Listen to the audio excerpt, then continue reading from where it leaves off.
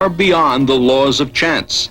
Despite the fact that Marjorie Fish tried thousands of different combinations of stars to try to match Betty's pattern, she was able to find one and only one pattern that matched angle for angle, line length for line length, what Betty had drawn.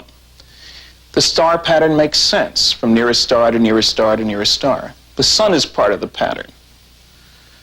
Quite remarkably, every one of the stars in the pattern is the right kind for planets and life. And all of the right kind of stars for planets and life in this volume of space are part of the pattern. The chance of that happening by accident, all the right kind and only the right kind for patterned stars, is 1 in several thousand. Perhaps most remarkably, this work tells us where one set of visitors originates. The base stars, Zeta 1 and Zeta 2 reticuli, are a very special pair of stars. Zeta 1 and Zeta 2 reticuli are the closest to each other pair of stars suitable for planets and life in our entire neighborhood. Instead of being isolated from their neighbors as we are, Zeta 1 and Zeta 2 are 100 times closer to each other than we are to our nearest neighbor.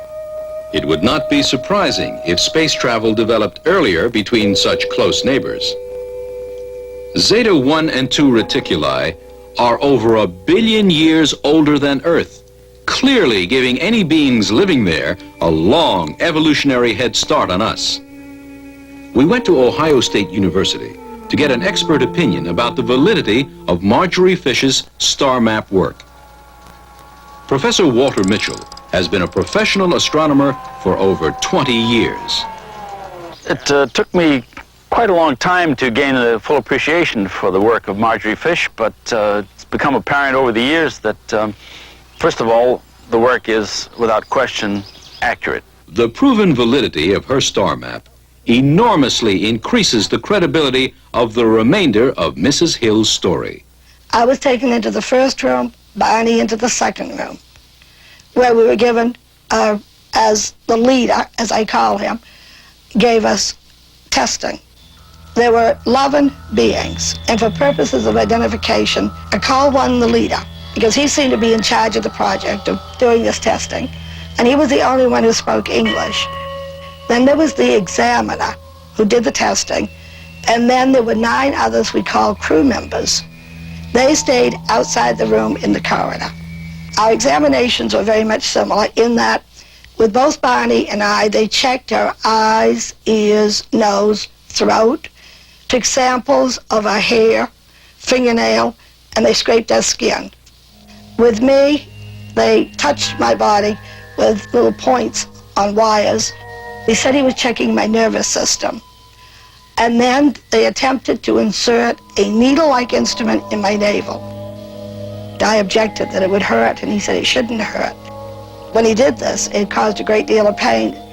He said it was a pregnancy test, and I said, well, that's no pregnancy test here. Betty Hill was right.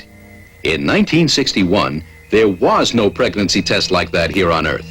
But in the early 1970s, 2 techniques, amniocentesis and laparoscopy, have both come into wide usage.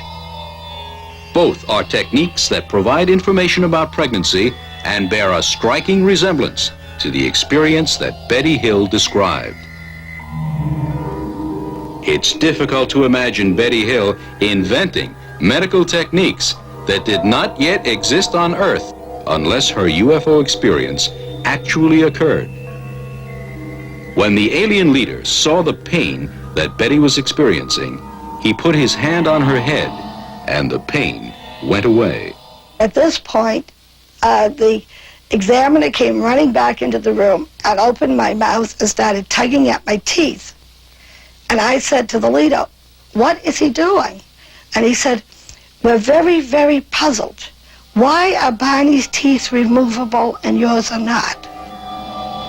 At that point, we left the craft and went back to the car, and we stood there by the car and we watched the craft leave. We saw it become surrounded by a fiery, revolving mass of some kind. We could see the UFO in the middle of this. And it lifted up, dipped down, went right straight up, and was gone. I received a copy of the radar report from Pease Air Force Base. where they had tracked an unidentified craft at 2:14 a.m. Just about the time we estimate that the UFO left. We went back and we found the spot where we were captured. It was not a fantasy.